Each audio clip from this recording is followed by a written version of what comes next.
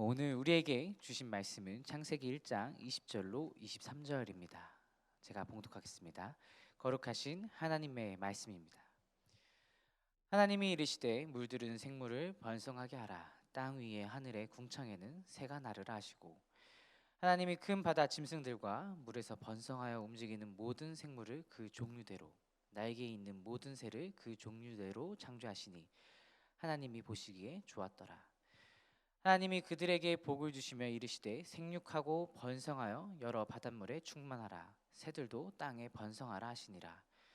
저녁이 되고 아침이 되니 이는 다섯째 날이니라. 아멘. 우리가 계속해서 창세기 1장을 묵상하면서 하나님의 창조에 대해서 묵상하고 있습니다. 오늘 함께 묵상할 말씀은 다섯째 날에 이루어진 일들에 대해 묵상하고자 합니다. 창조의 다섯째 날에는 저와 여러분들이 함께 읽었다시피 하나님께서 물에 사는 생물들과 공중에 나는 새들을 창조하십니다.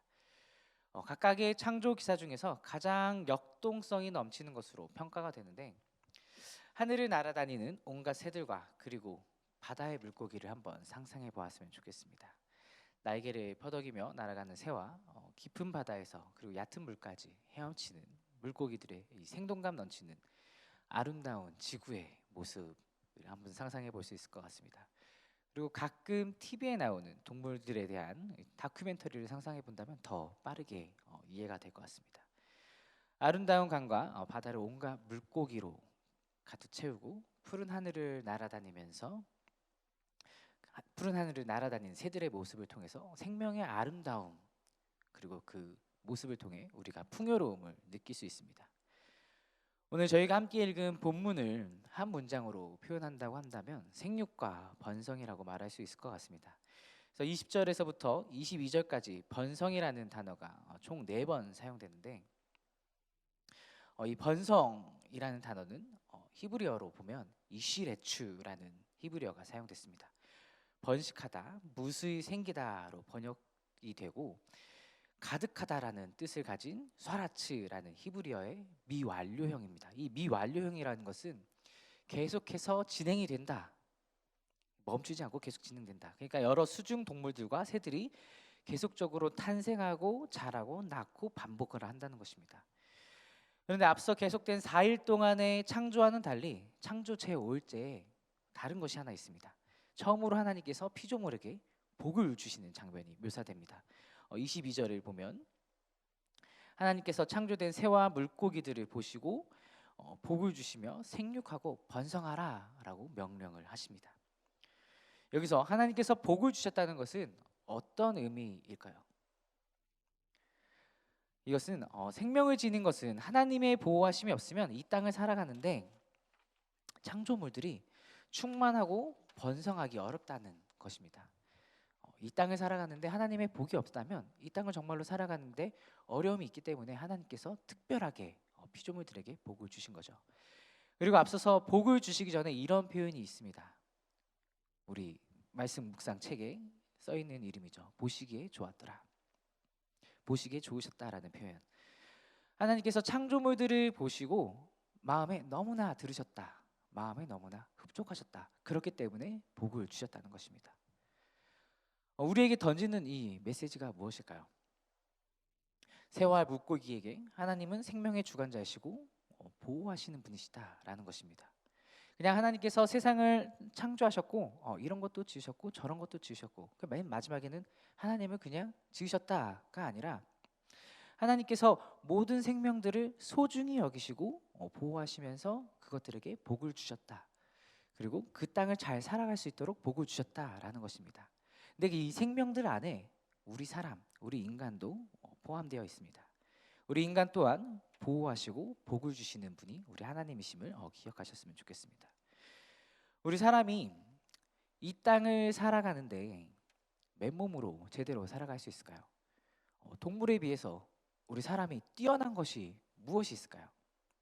지금에서야 비교한다면 고도로 발달된 과학과 문명의 혜택으로 우리가 이 세상을 잘 윤택하게 살아가고 있지만 그냥 맨몸으로 이 땅을 살아간다고 한다면 생존을 놓고 본다면 다른 동물들과 비교했을 때 우리는 쉽게 이 세상을 살아갈 수 없습니다. 성경이 기록하고 있듯이 모든 생명체들은 하나님의 보호하심이 없으면 살아갈 수가 없습니다. 우리 사람 또한 마찬가지라는 거죠. 그래서 우리는 어떻게 살아가야 되는가? 를 생각해 봤을 때 우리는 결국엔 하나님의 안에서, 하나님의 보호하심 안에서 살아가야 합니다.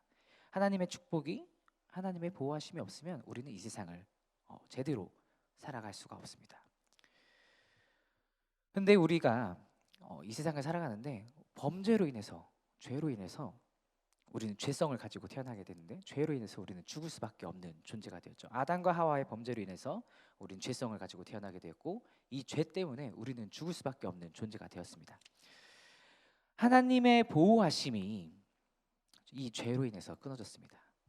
그리고 이 죄성으로 인해서 하나님이 아름답게 지으신 이 자연을 파괴해가며 살아갈 수밖에 없게 되었죠. 하나님의 마음을 한번 생각해 보시면 좋을 것 같습니다. 하나님의 마음이 얼마나 아프셨을까요? 하나님이 보시기에 좋았더라라고까지 표현하셨는데, 하나님이 창조하신 이 자연을, 그것을 파괴하면서 살아갈 수밖에 없는 인간들의 모습을 보시면서 얼마나 애통하셨을까요? 그리고 토요일 말씀에 나옵니다. 하나님께서 지으신 모든 만물들을 보시고 심히 좋으셨다라고 표현을 합니다. 그냥 좋으셨다가 아니라 심히 좋으셨다.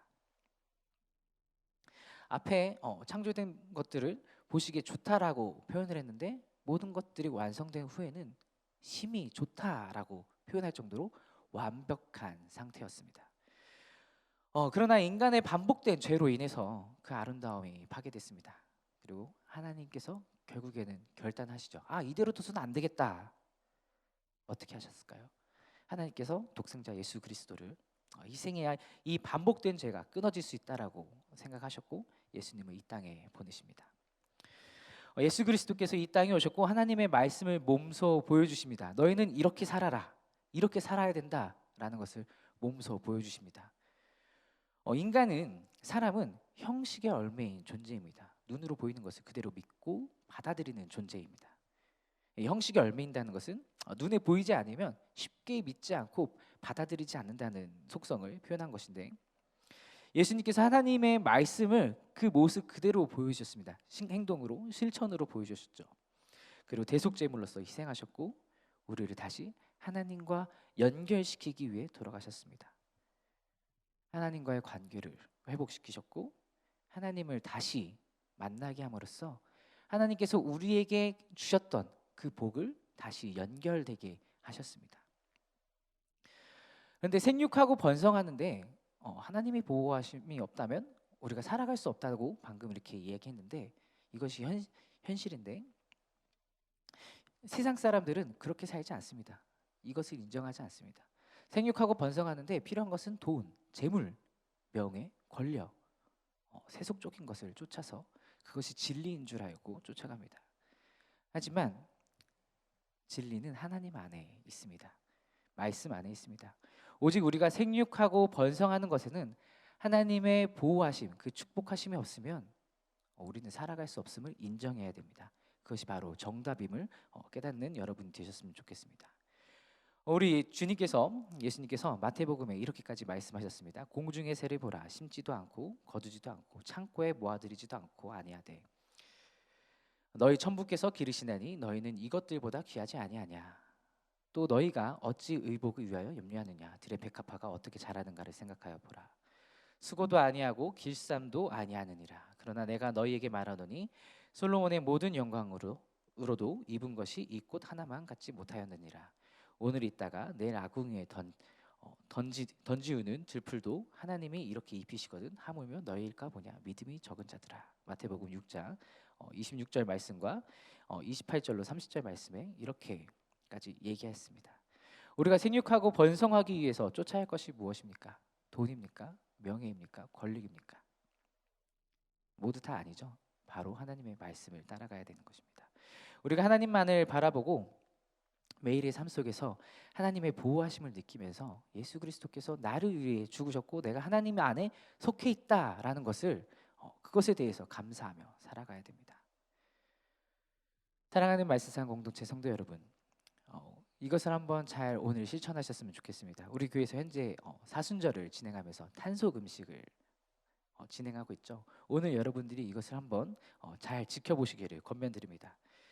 사순절 기간 동안 이 탄소 금식을 통해서 예수님이 왜 고통을 당하셨고 고난을 당하셨는지 그것을 묵상하고, 그리고 이 우리의 죄로 인해서 아름다운 자연 환경들이, 그리고 피조물들이 당하는 고통을 한번 생각해 보시고, 그리고 모든 생명체에 대한 이 세상을 향한 창조주 하나님의 사랑을 다시금 경험하시는 여러분들이 되셨으면 좋겠습니다.